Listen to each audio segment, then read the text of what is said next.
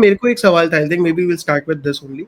I see a lot of books behind your background, right? So Yes. tell us about your relationship with books. I like books. There are cupboards this side also and this side also. Oh You are not wow. seeing them. How many So, books have you भाई dream room हो रखा है. read? हाँ, Yeah, नहीं it's a dream नहीं. for a lot of people. They also want to be surrounded by so many books, right? So, but for how long have you been reading, and what do you generally read, matlab? I read everything. I don't have any particular like genre or anything that I'm like particularly like I will only read this or I will only read that. It's not like that. These books are actually arranged in terms of like if somebody comes to my house to read, how would they find it, right? Like this one behind is for kids. Oh. Yeah. So this one behind doesn't have adult books in it, and it starts with like comics at the bottom, and then Peanuts in the middle, and William on top, and things like that. So it has like Harry Potter at the very top, things like that. So that is arranged that way. This side, one side is computer science, the other side is management, and on my this hand, which you cannot see, I have an entire section on Indian authors and Indian mythology. Oh. Yeah, and then here Which I is your have an interest. favorite Indian author? There is no such thing as a favorite anything for me at least. Like there are just too many. It Like, let's depends say on if like. you could read like a book in loop, like say you can keep going back to that book. Like for me, it is Autobiography of a Yogi. I can keep reading it again and again. ऐसी Right. कोई book Every है time. which you can read it multiple times. Every time you get something new out. So one of the things that I'm very passionate about is Indian mythology. So here I have like the half of the cupboard is just Mahabharata and Ramayana, and the Oh. bottom half of the cupboard is Indian history, which is the other thing that I'm passionate about. So the Mahabharata and Ramayana section, there are a few books which I have kept coming back to again and again. There is a book by Iravati Karve called Yuganta, which is absolutely fantastic. There is a book by S.L. Bhairappa called Parva, which is again just superb, absolutely superb. If anybody wants to read about the Mahabharata, they should start with Parva. But the problem is Parva, the English translation is bad. So if you want to read Parva, you should read it in the original, which is Kannada, or in the Marathi translation, which is also very good, which is how I have consumed it. Okay. So that's Very cool. the thing. I like the whole system architecture. यहाँ पे, and it's arranged in a certain आपने way. ये Palace of ये पढ़ा है Palace of Illusion? I don't like That's it. I'm sorry also if I, version. if I, yes, I'm sorry if Overhyped I, है, but then again it's a हाँ, version of Mahabharata from the lens of Draupadi. हाँ. Version. So I read it when it came out. I was very excited for it. So it's a very old book. At that time, I was very, very angry about it because it takes a lot of liberties with the Mahabharata. Nothing wrong with that. It just like tries to make it like into a very like Titanic kind of ending. So I found in heaven like I will meet my Draupadi वगैरह से. So I thought it was very cringe, but there is a very nicely balanced review of this, which is written by a really good blogger whose name I'm blanking on right now. I think Jay Arjun or something like that.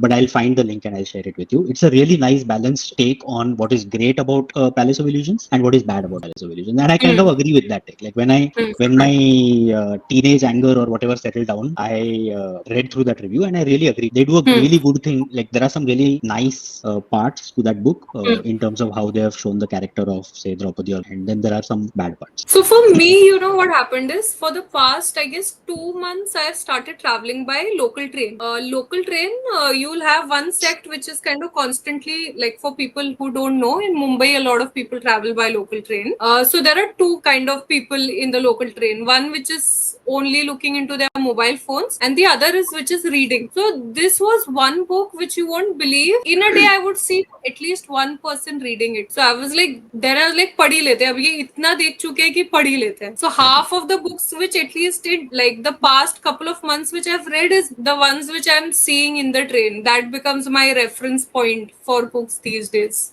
But honestly, for me, it's been quite some time since I picked up a book because it's really hard to sort of sit for me now, at least these days, and finish up a book because now you have like got ample of ways to consume the same sort of core message or some teachings and whatnot, right? Through AI, through summaries, through blogs. Right. So I don't know if it's like a good thing or a bad thing, but it's been quite some time since I picked up a book. You're missing out. You should Yeah. read. There is something to be said for the poetry of the written word. When somebody who knows what they're doing is writing, that you cannot get that from AI. You just Yeah. That's true. I think on that note, it's a good sort of segue into the today's conversation. So Vedank, thanks for doing this. Right. So to start with, if we just want to give like a good sense of your background, if you can just, give us a quick walkthrough of your journey Okay. and how did we reach here? Sure. I have always been a programmer. I think I have identified as a programmer also from a very young age. I One of my friend's dad was a physicist, and that's where we kind of saw, like, got introduced to Linux, which was Mhm. my, like, when I didn't know any programming, I still knew that there is something called Linux, which looked very cool because it was a terminal and things like that. I started studying computer science formally after 10th standard, so in my 11th standard. I knew I wanted to do it. I had to fight with my parents in 11th and 12th. I had to fight to go to computer science as a stream because it wasn't Means. as mainstream as it is today. I'm old, so so yeah, that was fun. But I knew it was something that I liked.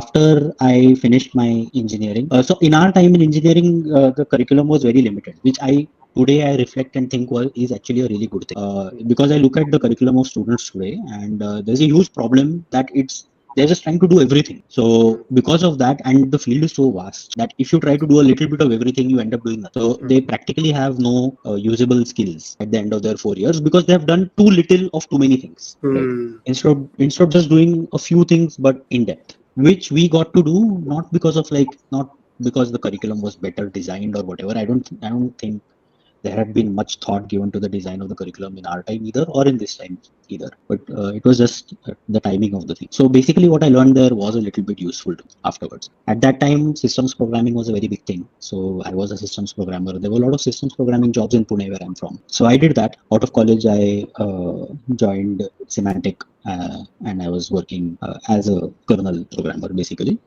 in one of the volume daemons. One of my close friends had joined a startup. He was very excited about it, and he was constantly pushing us to, like, join and also experience the startup world with him. And I resisted it for a while because they were doing web development, which is very far away from systems programming, which I was doing. But I was the only person in my company in Veritas who was in Semantic who was using Emacs. And Okay. all of these people were Emacs is an editor, which I still use even today. And all of these people in this company, Infinitely Beta, were all Emacs hackers. So I thought, okay, I may like web development, I may not like web development, but I'll definitely like these people and I'll learn something from them. I was at a point where I needed more than just like the copy pasting of Emacs configuration that I was doing. I Mhm. needed to understand what all these things meant. So I got that. I joined the company. I loved the people. I stayed there for 12 years. That company grew from, like, small. I was the sixth employee. We grew into a pretty big company. And I myself grew from, like, a software engineer to, into a management position. I headed the backend side of things, built up a bunch of the fundamental stuff that was in that company. And we were all these friends who had, like, studied together in college, were friends before this company. We all, like, grew together within that company, right? So we always knew we wanted to start something. And in 22, I quit the company along with a bunch of my friends to start something. We took a break year. We had a blast in 22. We enjoyed. And at the end of 22, we started a company. We wanted to do a product company. We started an edtech company, and we failed miserably in it because the core insight that we had about edtech was incorrect, right? So our core insight was that there is this 50 years of technology, academic information about how to learn, which has just not come down to India. And if we just bring it here, then it'll benefit so many kids, right? We were wrong on, like, every front in this particular statement. It's not that the technology doesn't exist or the teachers of India don't know what it is. They are well aware of how to teach people. It's Mhm. not that it's a technology problem. Education itself is not a technology problem at all. It is much more like, if you have to do an edtech, it's an operations problem, sales problem, marketing problem. It's anything but a technology problem. Mhm. So, so we did that, and when that failed, we were wondering what to do. For a bit, we got into consulting, as in leadership consulting. Like, we'll step into your companies and help you fix your engineering organization or things like Right. that. That also did not work, again, because we did not have credentials. So it's not like we had not solved this problem. We have solved these problems, and we are pretty good at what we do, if I say so. But Sure. but we don't have the credits. We didn't have, like, we weren't people who had, like, an Amazon or a Facebook or a Google on their resume, right? So people didn't really take us seriously when we said, "Oh, we can help you with your leadership." Um, so then essentially we got to a point where we just said, we just asked our network, "We'll do whatever. Like, just tell us what to do, we'll do it." Right? Mhm. What problem are you facing? And then we realized that we are have built a reputation as builders, and people want us to solve those problems for them. Um, One great thing about the EdTech product was that we started in September 22, the company, and ChatGPT released in November 22. Oh, So one of the big problems of EdTech is content generation, which we were able to tackle really well with ChatGPT. right. And because of that, people kind of in our circle knew that, oh, these people have been playing around with these tools from the very beginning and they love and appreciate these tools. We were also very heavily promoting these tools. You should use this, you should do that, you should, teaching everybody about it. So we got these kind of problems. Today, we are lucky enough that the problems that we are solving almost all happen to be in the agentic orchestration or RAG pipelines or guardrails in these fields.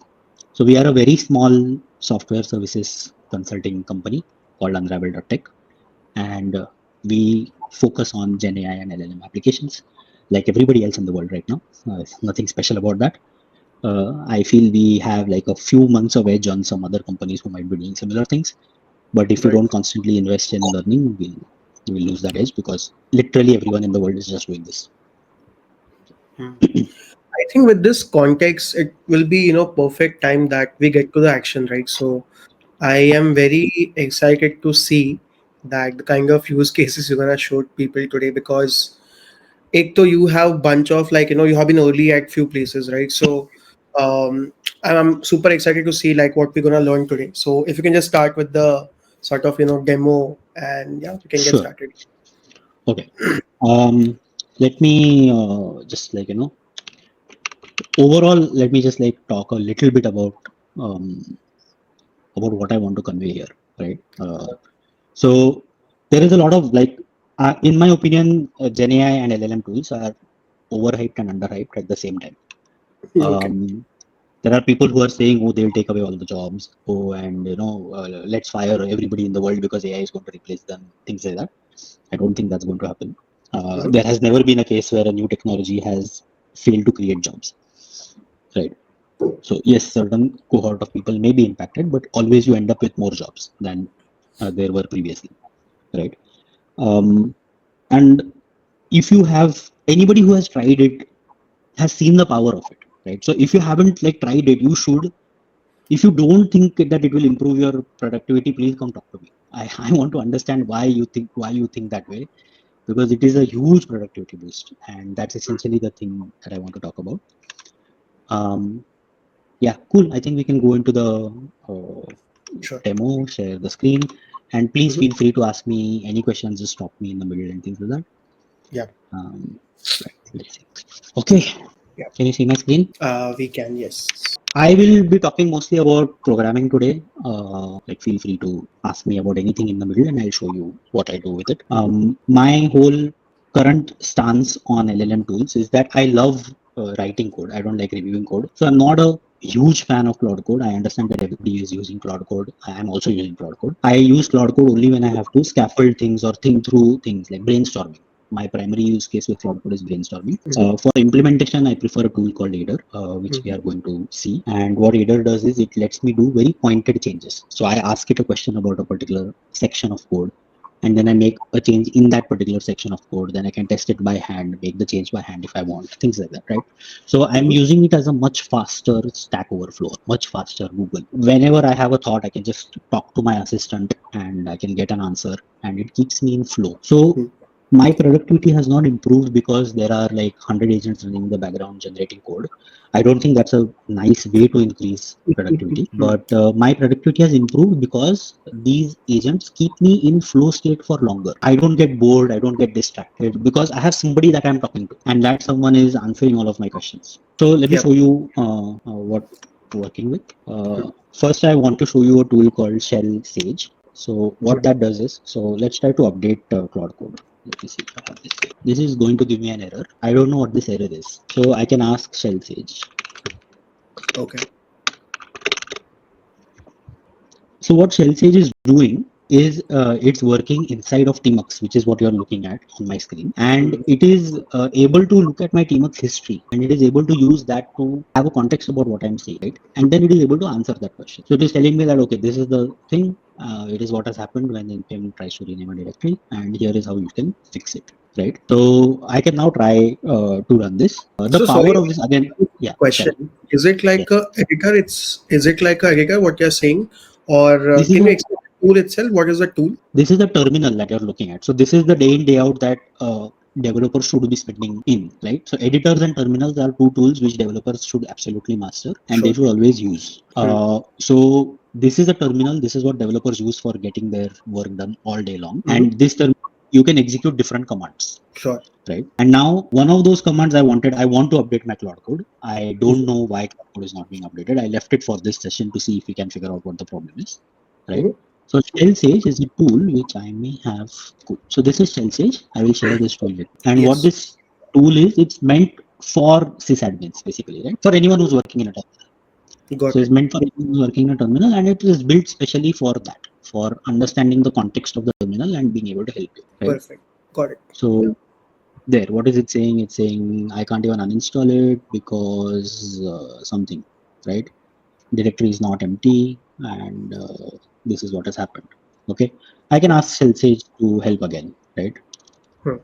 Okay, so it's saying I should remove the Anthropic AI Cloud code, then I should install it again, Hmm. and this is like a dangerous command, but I'm fine doing it. So we can try doing this and seeing what happens.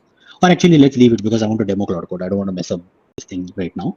Yeah. But this is the point of Cellsage, which is that I can ask it in simple small words. I don't have to give the whole, like I don't have to copy paste the error message. I don't have to put it in, Mm-hmm. right. I can just say, okay, just tell me what is happening here, and it looks at my terminal history, looks at the output, and gives me some information about that. Right. So it's a huge win. It's using Claude in the background, and Mm-hmm. I'm not sure of the exact model that it's using. I think it's using Sonnet 3.5. If this terminology is new for you, or if you know, like you have any other questions, please ask me because I don't know the level at which I should be communicating. No, I think this is No, I fine. think, yeah, it's okay. Yeah. Yeah. Okay, cool. This was really like a bad thing. Couldn't fix this particular problem, but you can see the value of it. What I want to show you is there's another tool called LLM, which I use for quick questions, right? And here I want to actually test something whether it works. I've never done this in a meeting before, so again this might fail, but let's try it. A question that I was asked today at lunch, I didn't know the answer to this. I will just ask that. What's the difference between probiotics and prebiotics? So this is my preferred way of interacting with LLMs, which is Mm-hmm. that I talk to them rather than type things out. But I had never spoken to them on a call before, so we tested that works. So I'm happy about that. And anyway, so I asked a question, I instantly got back an answer that okay, this is what it is. That probiotics are live beneficial bacteria and prebiotics are non-digestible fibers that serve as food for these bacteria. So nice, concise, quickly answered my queries. These kind of things I ask all the time. Essentially, you might say, okay, why not ask this to ChatGPT? Why not ask this to Claude Desktop or wherever? And that's fair. You can, right? My point is that LLMs should be treated as tools. So your tool, like why only have one tool, right? You can have hundreds of tools and the tool should be available to you as quickly and with as little friction as possible. So I have a tool on my shell, I have a tool in my editor, I have a tool in my browser. I have a tool in essentially any place that I want to work on. I should be able to ask a question as early as possible. So that's the whole point here. Okay. Right. This So a dumb particular, question, right? yes, please. Yes, So please. you're directly going into an LLM and asking the question, right? But I Mm-hmm. could do the same with a like say a GPT model as well. How Yes, you is could. this different from that? No, it's not. That's what I'm saying. So I could have asked it in like a ChatGPT window itself, Hmm. and it would have answered me in exactly the same way, Hmm. right? The difference here, if you want to get, so this is a small tool which is running on the CLI. In Hmm. terms of the model that it is calling, so it's calling this model. Okay, so this model is the Quen 3 235B A22B Instruct 2507 model, which is the model being Hmm. queried right now.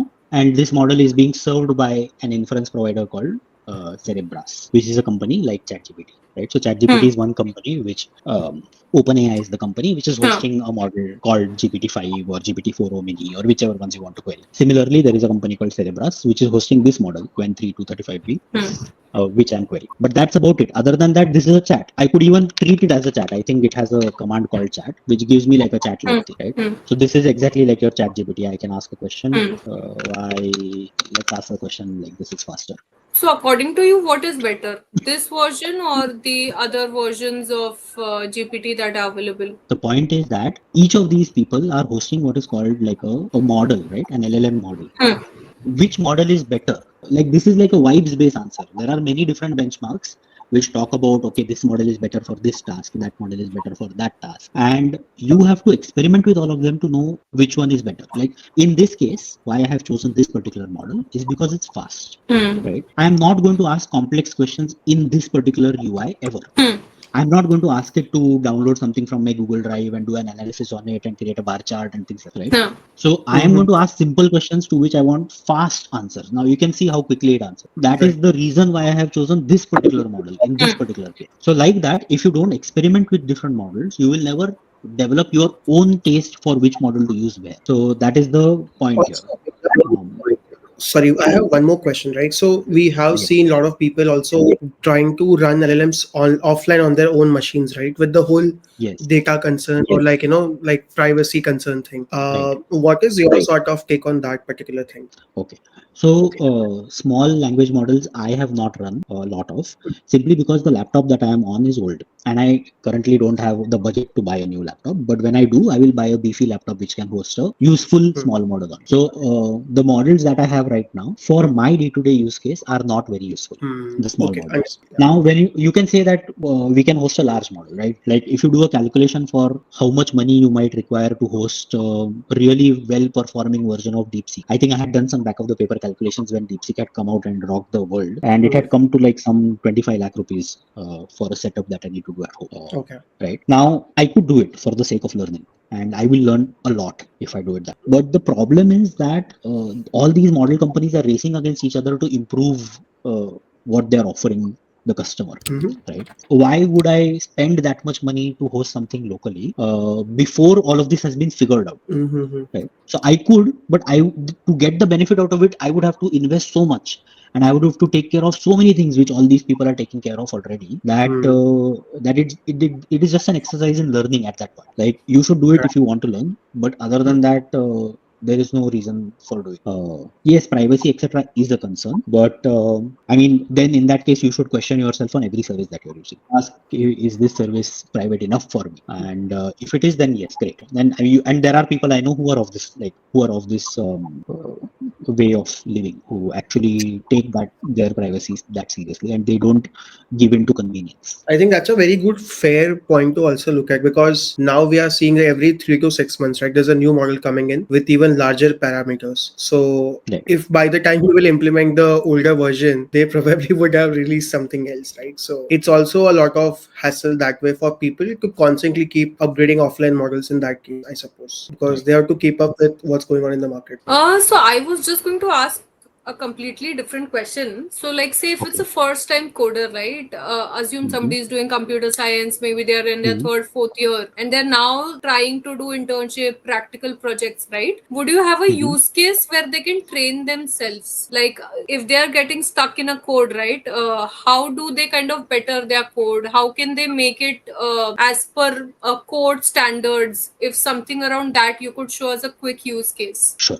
So what many people do is they offload their thinking to LLMs, which is the wrong way to use LLMs. So you could, for example, say implement something, and it will implement it, and you could copy paste it. But what have you done here? Like, what actually have you learned? Nothing.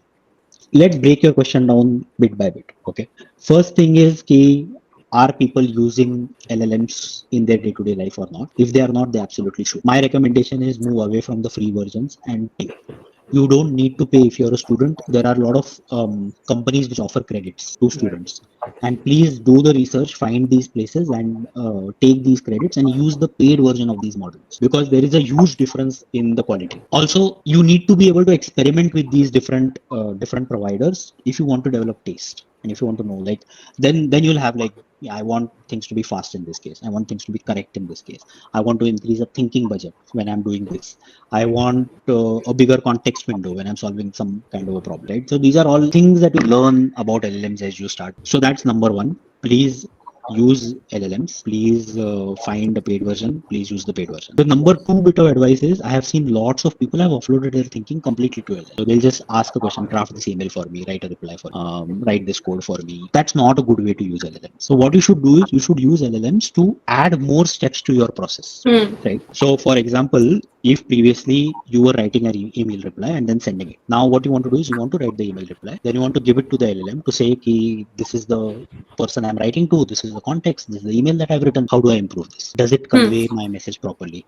How is the tone professional? So ask these questions, because now you have like a mentor, you can treat them as a mentor sitting right in your home and in privacy, like regardless of what you think about they using your data for training, you are not having to go through the awkwardness of asking somebody a question. Yeah. Right? It's not like you have to call your boss up and say, have I done a good job writing this email reply? You can get that feedback immediately. So if you add more steps to everything that you do with LLMs, then you will extract the real value. So if you were previously writing the code and submitting a PR, now write the code, ask the LLM to review the code, ask the LLM to review the code for best practices, ask the LLM to review the code for security, ask the LLM to review the code for modern practices, or however, like whatever things you want to look at. So let me show you my review prompt. I'll show you the prompt first, which is this. Okay. So you can see what I am doing here. So I'm giving it a PR. This is a diff. Somebody else has written this code. I want to review it.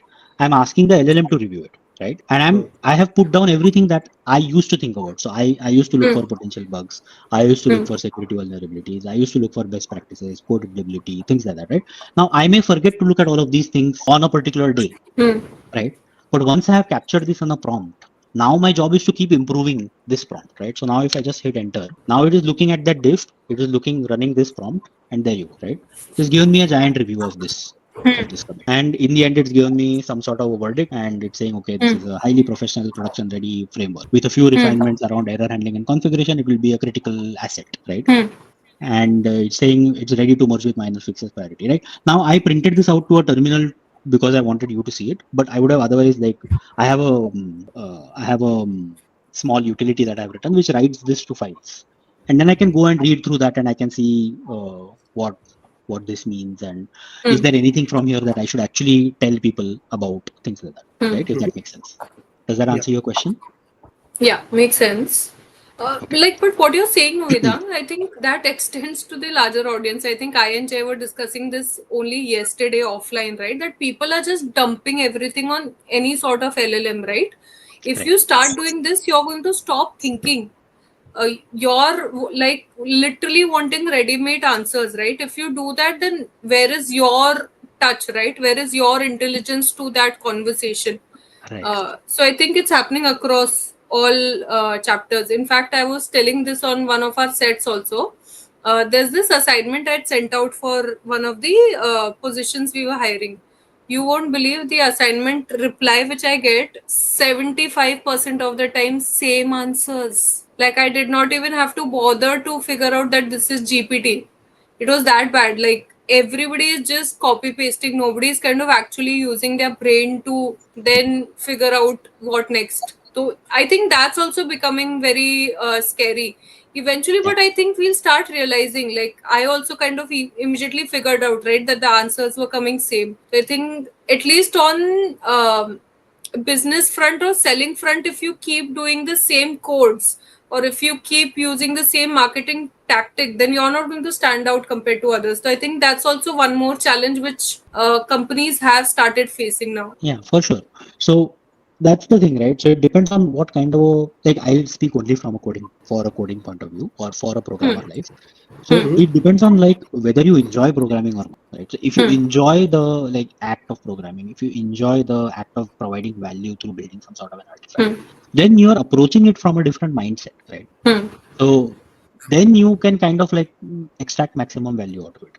If you approach it from the mindset of this is an assignment that I want to complete, then, I mean, even previous, like, LLMs have made it easier, but what used to happen previously is, like, I know kids who would give the assignment to somebody else and get it done. Like, they would pay someone else to finish the assignment. Like, what is the difference? Same thing, right? What did you learn? Yeah. Nothing, right? So that tendency has always existed and will always exist. We are not going to address that tendency. It's unfixable, right? So if somebody has that tendency, good luck to them. I am not interested, right? But I am addressing the people who want to get better, right? So if you want to get better, LLMs are an unbelievable tool to help you get better, because they can help you from like 3-4 different facets. Like they can do reviews for you faster. So in programming, there is a common axiom, which is that the faster the feedback, the better the result that you are going to get at the end, right? The faster your feedback loop on anything, right? So not just on programming, even if you like develop a product, the more iterations you go through, the better it gets, right? There's a very famous story around this, that there were two groups of students. One were told to make as many pots as they could. The other were told to make the perfect pot, right? And in the end, it was found that the people who were told to make as many pots as they could made the better pot, right? Simply because they didn't care about making the perfect pot. They just cared about like the iterations. And in every iteration, they got better. So it's like that. But so Vedang, in that case, there is the whole divide happening right now across the internet that people should learn coding and people should not learn coding now. If you were, let's say, again 21, right? I wish. Would you? Yes. So would you learn coding, or if yes, how would you go about it? If no, why not? I would definitely learn coding. So that's just me. I know that is something that I enjoy in life, Mm-hmm. right? And I think there is tremendous potential in coding. We have barely scratched the surface. I think everything is about automation, right? So coding is one of the ways of doing automation in today's world. And in any space where you can like do automation to like speed up processes, improve the quality of the product, essentially you're unlocking innovation, right? You don't know. So the people who made the foundational models did not know what the world would look like in 2025. They would not have been able to predict that we would go through so many different iterations on top of the foundation models to have Right. all of the things that we have today, right? And to be able to interact with the real world in the way that we interact with today in terms of LLMs. And this is true for all technology. We're just talking about LLMs because that's what we are here for. But you can't predict what will happen. And I for me, think. I think coding is very valuable to learn. I do think that there is a huge problem for young students because in India specifically, it's very difficult to get decent mentorship. And the college education is not worth it in India. For the colleges that I have seen, I have not looked at the top tier colleges. I don't know what happens inside NIT, but Mhm. whatever is happening at like the regional level colleges, it's not good for the like kids who succeed there succeed because of them. Like they don't succeed because the system has helped them in any particular way. Mm-hmm. So yeah. Got it. And one more thing, right? So on the same line, because we spoke to couples, so we know that at HelpShift, you guys work at a very large scale systems, right? So Yes. Yes. there are a lot of agents coming out of different companies who are promising that it will help one person to build like a large scale engineering Mhm. infrastructure. Do you think we are there yet, or we are nowhere closer to what the actual system can look like with all these agents? Like That's the what I'm whole point saying. is, So yeah. Like I said, it's underhyped and overhyped at the same time, right? So yeah. it's overhyped when somebody says that suddenly all of these people are unnecessary, and when scale comes, the agents will handle it. No, that's WhatsApp sold for what, like 19 billion something. Yeah. right? And how many people were there? I think there were 19 people or something like that. They were in Yeah, something engineering, like 30 billion. right? Yeah, engineering team was around 70 folks. No, I think it was much smaller than that when they Yeah, sold. I Yeah, read it I'm was not. I'm not 70. sure. I'm not sure, but it was a small number. So I'm saying that number has kept reducing, and Mhm. the size of the company valuation when it sells has gone increasing. Right, Instagram sold for even more, I think, and at an even smaller size of engineering team, things like that. So there is some truth to that. There is just no immediate path. There isn't like, okay, here is the path to go from where you are to a $1 billion company. People have not cracked that path yet. But yes, definitely it will happen. I don't think it will happen this year, but I may be wrong. Got it. Fair. Because I was just trying to get a sense on that. Because there are so many tools coming in claiming that you'll build a $1 billion company with just one, like bunch of agents, Mhm. and In fact, I guess LinkedIn's founder, he also said something similar. He's like, now you can, like, with AI, you can build your own company. It's as simple. Like, previously, when you wanted to start on ideation stage, you would need a couple of people. He's like, yeah, ideation stage, but at least you don't need people. Correct. Once you've yeah, kind of got proof of concept, then start getting people in. Yes, yeah. and that's Yeah. perfectly right. He's 100% right about that. I don't know like how many startup journeys intimately been familiar with, but most companies die before they make the first cent. Mhm. And then of the people who make money, most die before they reach like say 1 crore rupees. Yeah. Of those, most die before they reach 10 crore rupees. So it's like a Yeah. just death all around. So, Yeah. so yeah, so it'll definitely help get started. It'll definitely help you iterate faster, which I think is super valuable. Mhm. But once you have some sort of product market fit, you will still need people. Yeah.